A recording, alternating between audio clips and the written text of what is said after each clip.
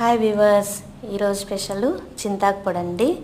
ఒక కప్పు చింతాకు పొడికి ఎండుదండి, ఎండబెట్టుకోవాలి ఫస్ట్ చింతాకు.